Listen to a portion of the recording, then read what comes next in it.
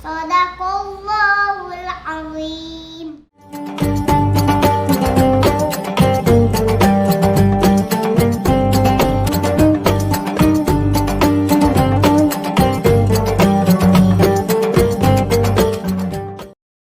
Bismillahirrahmanirrahim.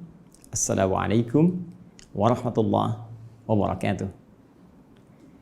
Alhamdulillahi rabbil alamin. Alladhi faddala al-mu'minina as-sa'imin wa ja'alahum bi'idhnihi minal muttaqin. Wassalatu wassalamu ala afdalil anbiya'i wal mursalin. Habibina Muhammadin wa ala alihi wa sahbihi wa dhurriyyatihi wa ummatihi ila yaumiddin wa ba'du.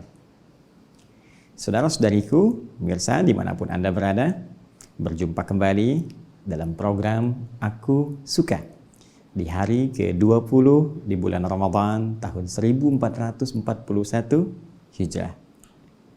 Masya Allah, Alhamdulillah, tak terasa sekarang kita telah masuki puncak 10 hari terakhir di bulan Ramadan yang sangat kita cintai ini.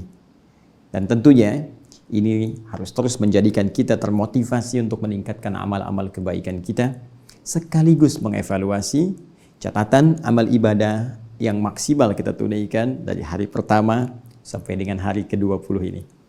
Mohon izin untuk mengingatkan pada diri pribadi dan kita semua, apakah sampai di detik ini sholat kita telah meraih kekhusyuan yang meningkat dari hari sebelumnya? Bacaan Al-Quran kita telah bertambah dari yang dilafadzkan oleh lisan kita yang akan dipertanggungjawabkan di hari kiamat itu?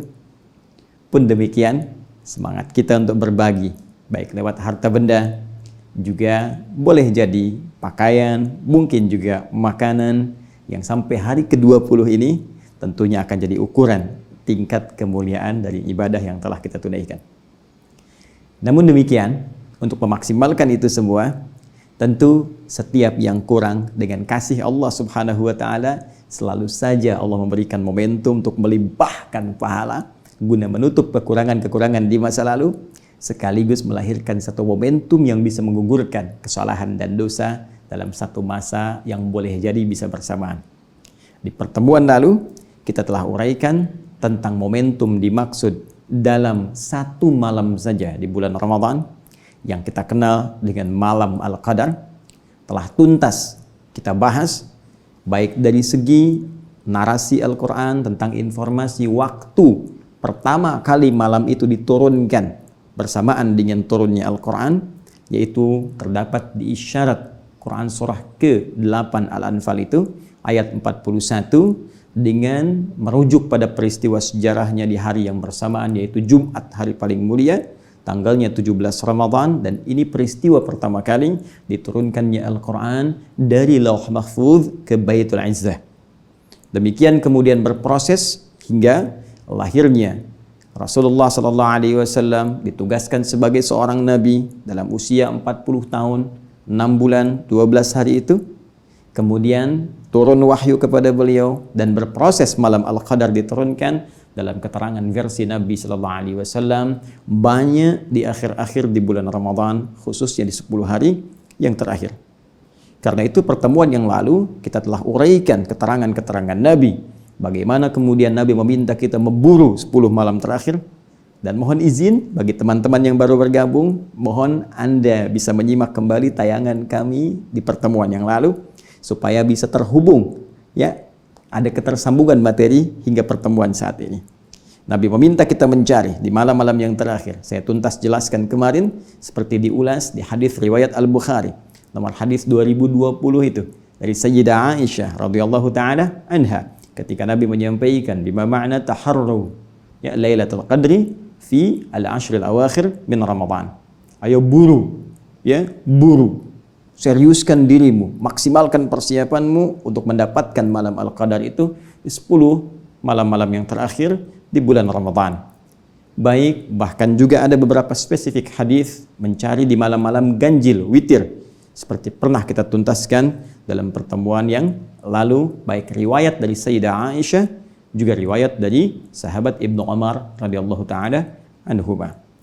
Sekarang yang harus kita lengkapi adalah, jika telah kita dapatkan waktu itu.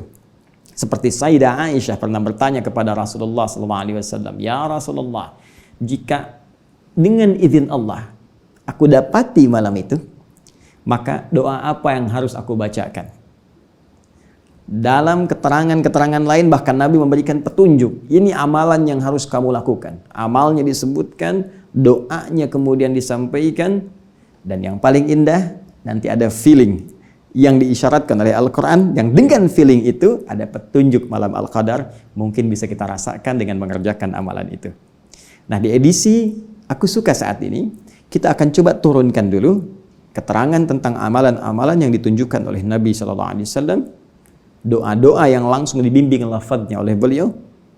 Kemudian kita akan akhiri dengan mengambil isyarat dari Al-Quran tentang pertanda yang bisa terasa tentang waktu di malam Al-Qadar itu.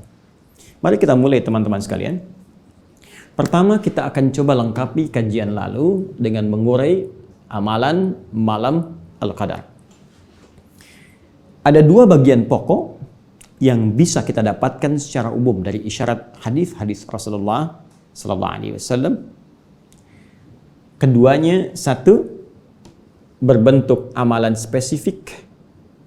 Tentunya di antara sekian amal yang bisa kita kerjakan di malam-malam terakhir Ramadan yang diharapkan bersamaan dengan malam Al-Qadar. Tapi ada satu yang spesifik yang disebutkan Nabi SAW dari sekian rencana amalan itu, yaitu yang disebutkan Al-Imam Al-Bukhari dalam kitab sahihnya nomor hadis 35. Juga demikian Al-Imam Muslim dalam kitab sahihnya nomor hadis 765. Rawi yang meriwayatkan hadis ini silsilah sanadnya sehingga sampai ke Rasulullah SAW, yaitu sahabat Abu Hurairah, nama aslinya Abdurrahman bin Sakhr, dan status hadisnya sahih. Apa yang Nabi sampaikan? Qala Rasulullah SAW, "Man yaqum Lailatul Qadri." Ada redaksi lain menyebutkan man qama Lailatul Qadri. Baik. Keduanya memiliki makna yang identik, yaitu siapa yang mampu menunaikan sholat ya bersamaan di malam Al-Qadar. Jadi amalan spesifiknya itu sholat, teman-teman. Ya, amalan spesifiknya sholat. Imanan wahtisaban. Yang ia lakukan, satu, dengan penuh keimanan kepada Allah Subhanahu wa Ta'ala. Dua, dengan penuh ketulusan disertai rasa mengoreksi diri, ya. Dengan penuh ketulusan disertai rasa mengoreksi diri, introspeksi diri dalam keadaan dia sholat itu. Dia kerjakan karena Allah, dia ukur dirinya yang selama ini boleh jadi jauh dari Allah, kurang sempurna dalam beramal, kemudian dia bermohon dengan penuh kekhusyuan kepada Allah dalam sholatnya. Apa yang didapatkan pada saat itu? Langsung bonusnya Nabi sebutkan, ya, ghufira lahu ma taqaddama min dzambi. Maka bonusnya seketika ia akan mendapatkan ampunan dosa dari semua dosa-dosa yang pernah ia kerjakan selama hidupnya sejak balik sampai detik dia sholat itu. Kenapa saya sebut bonus? Ya, karena jelas kalau pahala telah diisyaratkan langsung dalam Al-Quran. Bukankah jelas, tegas Allah sampaikan di Quran surah 97 Al-Qadar itu? Ya, tegas kalimatnya, Lailatul Qadri khairum min alfi syahr. Ya, malam Al-Qadar itu lebih dari 1000 bulan nilai kemuliaannya. Lebih dari 1000 bulan nilai pahalanya. Jadi kalau Anda bersamaan sholat di malam itu, walaupun 2 rakaat, ya, kemudian ditutup dengan salam. Setelah 2 rakaat ini, sekali sholat dibuka dengan takbir, tutup dengan salam. Cuma sekali 2 rakaat, nilainya sama dengan sholat lebih daripada 83 tahun. Allahu Akbar, Allahu Akbar, Allahu Akbar. 83 tahun, Masya Allah. Dan bonusnya, kalau benar sholatnya, kata Nabi, kalau benar sholatnya, bonusnya dapat pahala 83 tahun. Pahalanya, bonusnya ampunan dosa dari Allah Subhanahu wa Ta'ala. Allahu Akbar. Anda bisa bayangkan nggak? Jadi begitu orang ini salam, dapat pahala lebih daripada 83 tahun, dosanya hilang. Ya, jadi dosa kosong, amalan banyak. Begitu salam, Assalamualaikum warahmatullahi, Assalamualaikum warahmatullahi, tiba kemudian wafat. Atau dia wafat dalam keadaan sujud. Sujud yang terakhir, sedang bermohon, istighfar dia, nangis banyak dosanya. Tiba-tiba nggak bangun lagi. Punya pahala sujud lebih dari 83 tahun. Dan digugurkan dosanya dengan tangisan yang mengalir, bahkan sampai pipinya itu. Allahu Akbar. Ini luar biasa. Ini adalah apa yang diisyaratkan oleh Nabi Sallallahu Alaihi Wasallam tentang menghidupkan malam-malam Al-Qadar ini, menghidupkan khususnya malam-malam 10 terakhir di bulan Ramadan ini dengan banyak menunaikan salat. Ini yang menjadikan bukan hanya Rasulullah Sallallahu Alaihi Wasallam sampai membangunkan keluarganya. Disebutkan dalam salah satu riwayat, aiqadha ahlah. Ya, beliau membangunkan keluarganya. Allahu Akbar. Istri beliau dibangunkan. Kemudian menantu beliau Ali bin Abi Thalib, tentunya dengan istrinya yang tercinta Fatimah Az-Zahra, istrinya Ali bin Abi Thalib, putrinya Rasulullah Sallallahu Alaihi Wasallam. Ya, dibangunkan. Ayo bangun, hidupkan malamnya. Kalau nggak ada kemuliaan ini, mustahil selevel Nabi pun membangunkan keluarganya yang mulia. Ya, yang tentunya bersama Nabi di surga. Ali bin Abi Thalib disebutkan dari 10, termasuk 10 orang yang masuk surga tanpa hisab. Ya kan? Baik, Fatimah Az-Zahra, Masya Allah, pemudi penghulu surga. Al-Hasan dan Al-Husain, kedua-duanya cucu Nabi, penghulu, pemuda surga. Allahu Akbar. Ya, Fatimah, Ali bin Abi Thalib, keluarga Nabi dibangunkan untuk memaksimalkan amalan ini. Ini yang diteruskan kemudian oleh para sahabat generasi setelah Nabi SAW wafat. Hingga kini, jangan heran, bahkan di Masjidil Haram misalnya, di Masjid Nabawi, atau bisa kita katakan kalau dalam konteks ini lockdown misalnya di sana, ya dalam konteks ahli Mekah yang muslim, ya kekinian sampai sekarang, ahli Madinah yang muslim tentunya sampai sekarang, ya karena dilarang yang tidak beriman masuk ke dalam 2 wilayah tanah suci ini, membiasakan pula untuk menghidupkan malam-malam khususnya di 10 hari terakhir Ramadan. Ya, kalau Anda umrah pada bulan-bulan Ramadan akan terasa bagaimana malamnya bangkit kembali, sholat lagi, bahkan diperbanyak bacaannya, diperbanyak kemudian kekhusyuannya, sehingga terasa kenikmatan dalam jiwa. Apa yang diinginkan dari situ? Ini menghidupkan sunnah Nabi. Bangun, ya tunaikan. Jadi bukan sekedar sunnahnya kemudian hidup, tapi pahala, ya, tapi pahala besar kemungkinan bisa didapatkan dan bonus sangat besar kemungkinan bisa diraih. Nah, kita beri catatan dalam 2 hal. Hal pertama, apakah setiap orang yang sholat pada malam itu berpotensi diampuni dosa-dosanya dan dapat pahala seperti yang tadi disebutkan? Belum tentu. Sekali lagi, maaf sekali, jika ada satu anugerah yang besar, mustahil tidak bersanding dengan syarat-syarat yang tertentu. Saya sering katakan, kompetisi yang hebat itu, yang hadiahnya besar, pasti syaratnya pun ketat. Karena itu, Nabi tidak hanya memberikan gambaran orang sholat dapat ini, orang istighfar dapat ini, tapi ada syarat yang sangat mengikat, syarat ketentuan berlaku. Apa itu? Perhatikan kalimatnya, imanan, wahtisaban. Dia tunaikan dengan keyakinan penuh karena Allah Subhanahu wa Ta'ala, disertai ketulusan. Awas, catat ini ya. Awas, kaidahnya iman tulus, yakin karena Allah Subhanahu wa Ta'ala, dan dijauhkan dari hal-hal yang bisa mengotori dan membelokkan niat kita karena Allah. Karena orang lain sholat, saya sholat. Karena ingin merasakan kenikmatan kalau imamnya si fulan. Karena ingin supaya rame saja, karena ingin supaya meriah saja. Kalau orang hanya sekedar bangkit sholat karena orang lain sholat dan ingin merasakan kemeriahan saja, ya ingin meraih kenikmatan semu saja, maka tidak ada beda ini dengan yang dimaksudkan Nabi SAW. Rabba qa'imin laisa lahu min qiyamihi illa as-sahar. Tidak sedikit nanti ada ditemukan orang bangun, orang sholat tak mendapatkan apapun dari sholatnya kecuali lelah begadang saja. Dia tunggu sampai malam sholat tapi niatnya keliru. Malam nanti sholat, ya iya aku juga pengen ikut, cuma pengen ikut bukan ingin meraih kemuliaannya. Baik. Nah, ini bagian pertama. Kemudian bagian kedua, teman-teman sekalian, penting dicatat. Ustadz, apakah untuk mendapatkan kemuliaan ini mesti ke masjid? Atau bisa diraih di rumah?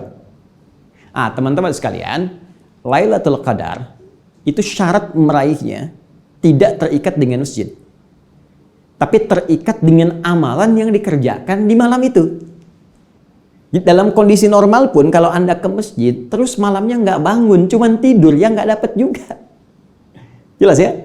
Jadi kita ke masjid itu untuk mengondisikan supaya lebih fokus, ya, supaya bisa maksimal termotivasi untuk ibadah. Karena mungkin dalam kondisi ada di rumah, yang dilihat mungkin TV, yang dilihat mungkin bacaan, yang dilihat mungkin internet. Tapi ketika orang ke masjid, kondisinya lebih terfokuskan untuk bisa ibadah dengan maksimal. Ya, nah, TV gak ada di ruangan tempat sholat. Mau baca Quran, orang semua lihat Al-Quran. Mau tiduran, orang bangun. Akhirnya terdorong kita, ya, termotivasi untuk menunaikan ibadah. Bangun malamnya, tapi kalau Anda cuma datang ke masjid, pindahkan bantal, bawa kasur, ikut tiduran, malam-malam ketiduran, pas bangun sahur, ya nggak dapat juga.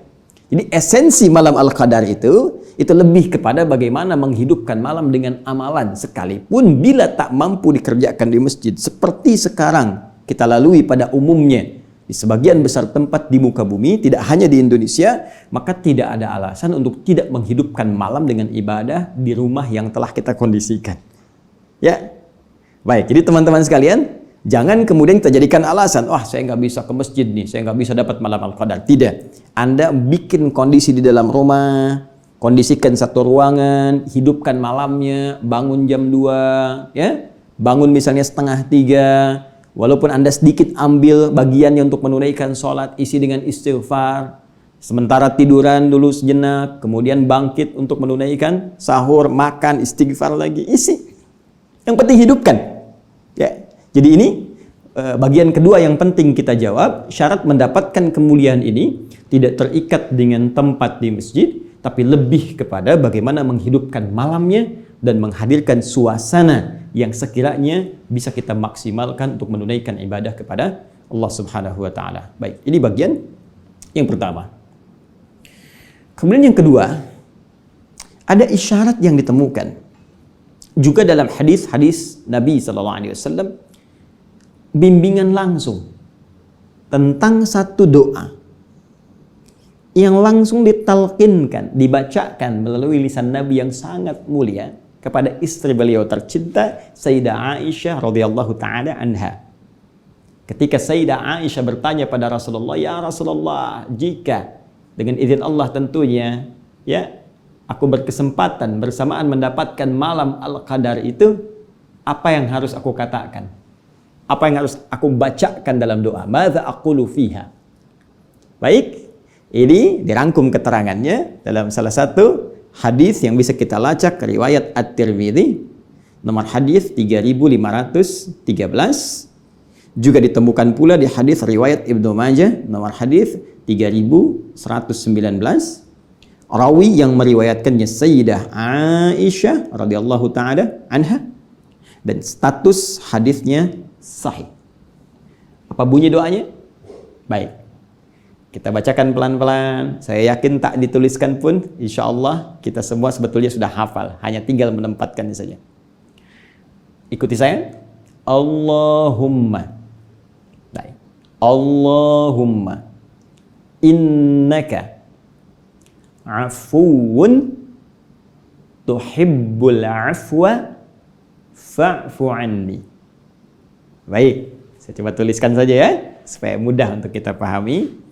Saya izin hapus dulu sebentar. Ya, saya hitung sampai 5 ya. Baik, siap. 1, 2, 3, 4, 5. Baik.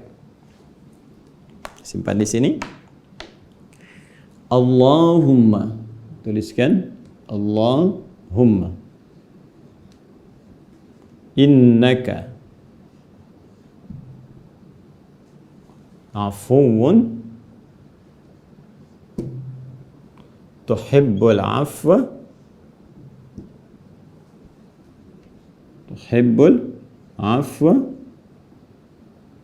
fa'fu anni. Masya Allah. Allahumma innaka afuwun tuhibbul afwa fa'fu anni. Ya Allah, ingat Allahumma itu penyatuan antara ya dengan Allah, disatukan menjadi Allahumma. Dan kalimat ini tidak diucapkan kecuali dengan penuh kerendahan hati dan ketawadhuan. Ini yang dimaksud Quran surah ke-7 ayat 205. Wadhkur rabbaka fi nafsika tadarruan wa khifatan wa dunal jahri minal qaul. Ya, berdoa. Ya, sebut nama Rabbmu dalam jiwamu. Mohon dengan penuh ketawaduan dan penuh harap. Jadi kalau berdoa kata Quran itu harus optimis minta. Penuh harap tapi tawadu sifatnya. Ya, sifatnya tawadu. Baik, jadi ketika Anda mengucapkan Allahumma, minta dengan penuh kekhusyuan, ketawaduan. Jangan naikkan keadaan diri kita. Makanya ada dalam riwayat sambil mengangkat tangan dari beberapa doa itu dipertemukan sambil kita bermohon dengan penuh kekhusyuan kepada Allah. Innaka afuwun. Ya Allah, sungguh hanya Engkau. Ya, hanya Engkau ya Rabb. Ya, tapi ingat, cara memohon dengan kalimat hanya Engkau ini, innanya kan harfu nasbin. Ya, wa taukidin tansibul isma wa tarfa'ul khabara mabniyun 'alal fathi la mahalla lahu minal i'rab. Ya, harfu nasbin wa taukidin. Saya pernah banyak ulas ini. Itu kalau sekedar nahwu, tapi kalau kita bawa ke ilmu lughah, ke fikihnya, nasabar rajulu asahu 'alal ardi. Ya, seorang lelaki menancapkan tongkatnya di bumi ke tanah dengan kuat sehingga nggak goyah. Ya, jadi maksudnya apa? Anda kalau mengucapkan dengan kalimat inna, tancapkan dalam hati Anda yang paling dalam. Seakan Anda mengatakan begini, ya Allah, sungguh hamba sangat yakin dengan keyakinan yang tak pernah goyah dalam jiwa hamba. Hanya Engkau afuun yang maha pemaaf. Hanya Engkau yang pasti memaafkan semua salah tanpa kecuali. Hanya Engkau yang pasti menggugurkan semua dosa-dosa jika hamba ada yang ingin bertobat kembali kepadamu.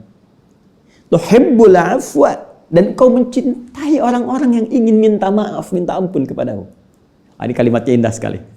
Ya Allah, aku tak pernah goyah. Aku yakin hanya Engkau yang maha maaf, mengampuni dosa-dosa, menggugurkan semua salah.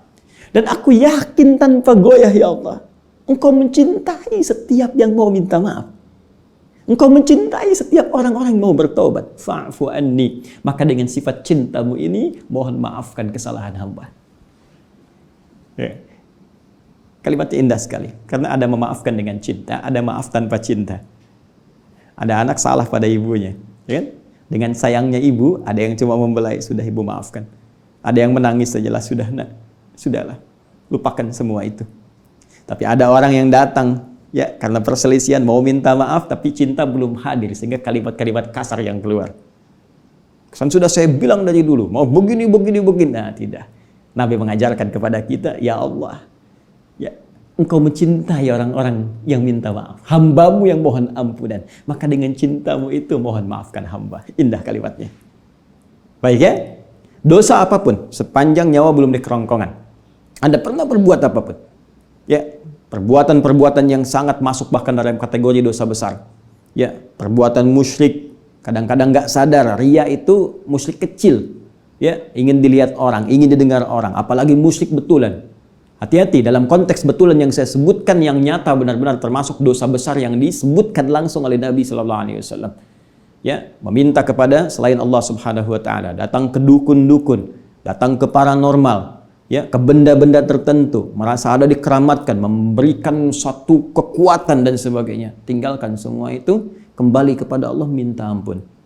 Mungkin itulah detik perubahan dalam kehidupan kita. Detik-detik yang sangat menentukan dalam hisab kita saat kembali kepada Allah Subhanahu wa taala.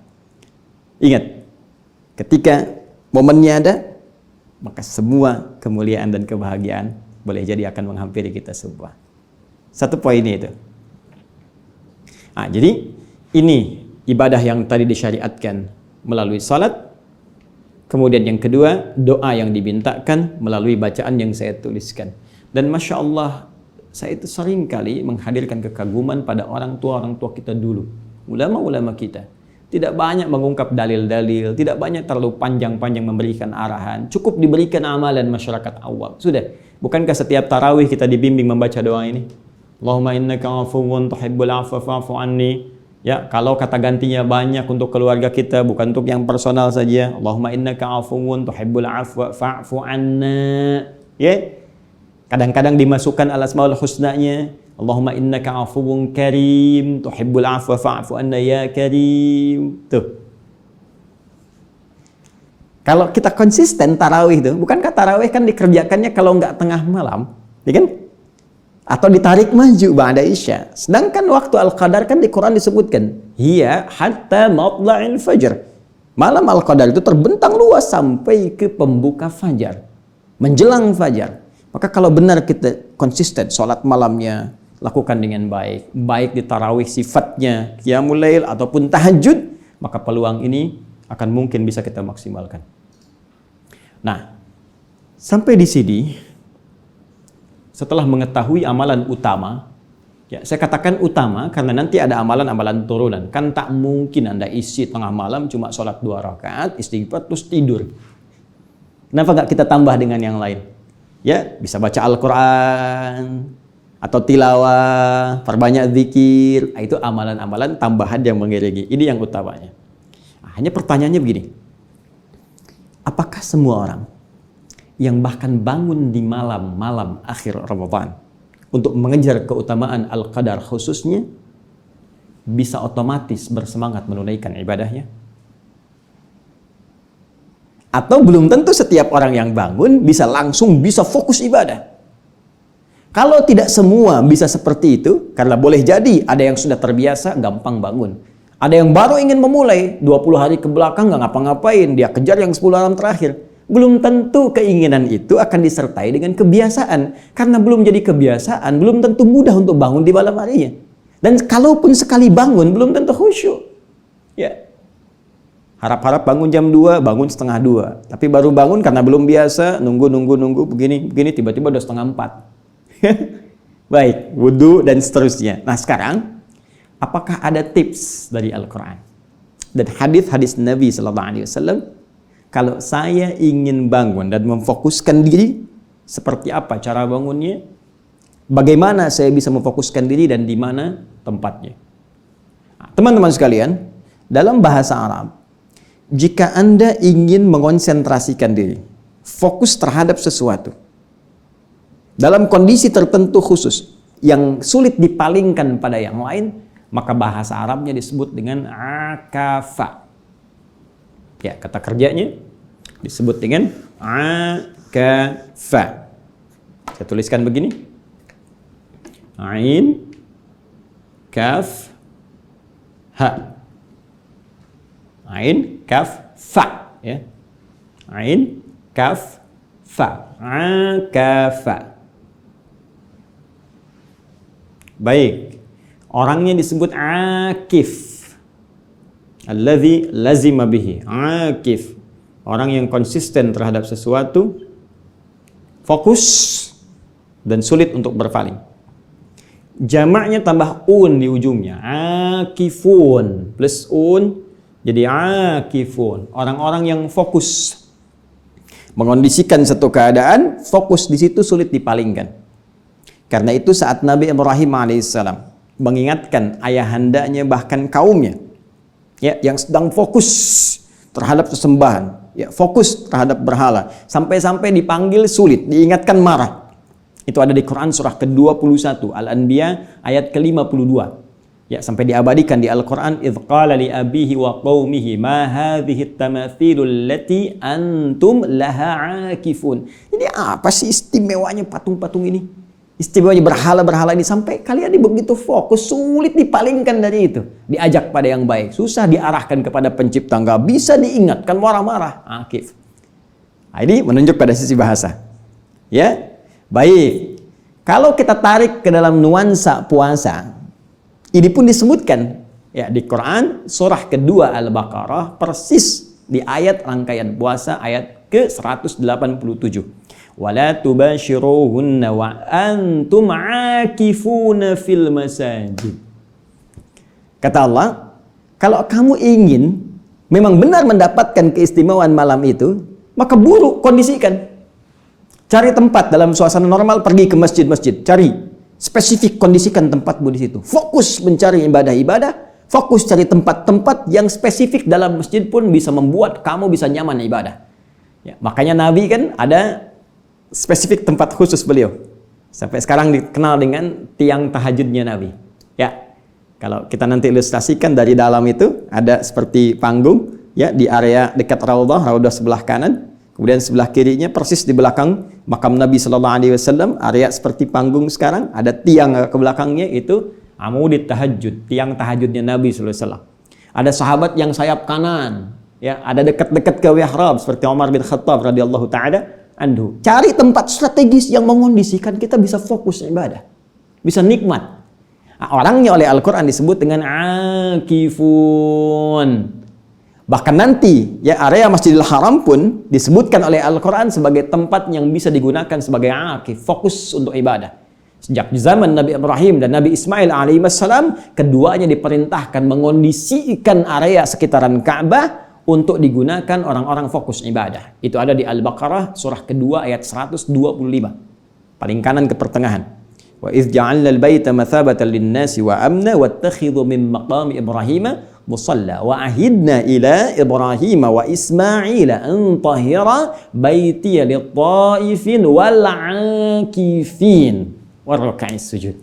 Allah perintahkan pada Nabi Ibrahim, Nabi Ismail alaihissalam, bersihkan area-area ini, bersihkan area-area Ka'bah nanti untuk orang-orang yang salat, ya, orang-orang yang tawaf sebelumnya, juga orang-orang yang akan fokus untuk beribadah kepada Allah Subhanahu wa taala. Nah, jika kita ingin berusaha menjadi orang yang fokus ini, akif, dan mengondisikan diri, menyiapkan perlengkapan yang bagus, mengatur waktu yang terbaik, mencari tempat-tempat strategis supaya mengambil substansi dari apa yang disebutkan tadi, maka jika kita ingin berusaha mewujudkan itu secara bahasa, tambahkan hamzah wasal di depannya, alif begini, kemudian ta setelah huruf pertama dari kata asal. Kata asal akafa, huruf pertama, setelahnya tambah ta. Ini. Yang ini diharakati kasrah, iya. Yang ini pindahkan ke ta begini. Sedangkan ini jadi mati. Berubah dari akafa menjadi i'takafa. Ya'takifu. I'takafa talibu, ya, lil qiraati wal muraja'ah. Seorang siswa berusaha untuk fokus konsentrasi membaca dan mengulang-ulang pelajarannya. Maksudnya apa? Fokus sulit dipalingkan. Itu fungsi hamzah wasal di depan, alif ada yang menyebutkan, kemudian ta. Usaha untuk fokus dan sungguh-sungguh terhadap sesuatu sehingga tidak dipalingkan pada kegiatan-kegiatan lain. Kata kerja infinitifnya i'takafa, sifatnya disebut dengan i'tikaf. Sifatnya disebut dengan i'tikaf. I'takafa, ya'takifu, i'tikafan. Dari sini muncul istilah kita untuk i'tikaf di 10 hari terakhir bulan Ramadan. Ya, di malam-malam terakhir Ramadan. Sering dengar kan istilah itu? Nah, jadi i'tikaf itu asalnya fokus usaha yang sungguh-sungguh untuk fokus terhadap sesuatu sehingga merasakan manfaat dari apa yang difokuskan itu. Nah, sekarang persoalan kita adalah satu, bukankah untuk fokus i'tikaf ini perlu tempat? Kalau lazimnya baik dari nas Al-Quran ataupun hadis, bahkan contohnya langsung disebutkan di masjid, dan sekarang suasana masjidnya bagi sementara tempat bahkan di Indonesia sulit untuk dilakukan i'tikaf, terutama daerah-daerah yang zona merahnya langsung berada di sekitaran itu. Pertanyaannya, apakah i'tikaf bisa dilakukan di luar masjid? Satu. Kedua, perlengkapan apa yang disiapkan saat akan i'tikaf itu? Dan ketiga, materi rencana-rencana amalan apa yang bisa mengondisikan kita untuk fokus ibadah saat i'tikaf itu? 3 PR ini, 3 pertanyaan besar ini tentunya akan lebih manfaat, akan lebih terasa fokus, dan akan lebih terkonsentrasikan jika kita uraikan dalam pembahasan tersendiri di hari ke-21 dalam episode Aku Suka 21 Ramadan 1441 Hijrah di pertemuan esok insyaallah. Nah, karena itu sebelumnya saya simpulkan dulu bahwa yang pertama, jika kita sudah hadir di malam-malam 10 terakhir Ramadan dan akan dimulai pada malam hari ini, maka kondisikan diri kita untuk bisa bangun di malam hari walaupun cuma sebentar. Kedua, siapkan amalan terbaik, setidaknya amalan utama yang ditunjukkan Nabi, yaitu salat. dan minta kepada Allah dengan penuh ketulusan, baik dalam sujud ataupun dalam doa-doa pasca salat. Kalimat yang diajarkan langsung oleh beliau kepada istri tercinta beliau, Sayyidah Aisyah radhiyallahu taala anha, Allahumma innaka afuwun tuhibbul afwa fa'fu anni, atau fa'fu anna untuk keseluruhan. Dan jangan lupa selanjutnya, lakukan semua itu dengan keyakinan kuat kepada Allah dan ketulusan, keikhlasan, tidak untuk yang lain. Terakhir, untuk mendapatkan kenikmatan semua itu, kita harus berusaha untuk fokus. Mencari tempat strategis, menghidupkan suasana yang nyaman, sehingga kenikmatan ibadah itu akan terasa dalam kehidupan kita. Dan bagian terakhir ini akan kita maksimalkan sekali lagi dalam pertemuan esok hari dengan izin Allah Subhanahu wa ta'ala. Demikian yang bisa saya sampaikan. Semoga ada manfaat yang bisa diraih. Mohon maaf atas kekurangan. Semoga Allah memaafkan dan semoga Anda memahami dan diberikan kita kemudahan untuk mengamalkan. Subhanakallahumma wa bihamdika asyhadu an la ilaha illa anta astaghfiruka wa atubu ilaik wa akhiru da'wana alhamdulillahi rabbil alamin. Assalamualaikum warahmatullahi wabarakatuh.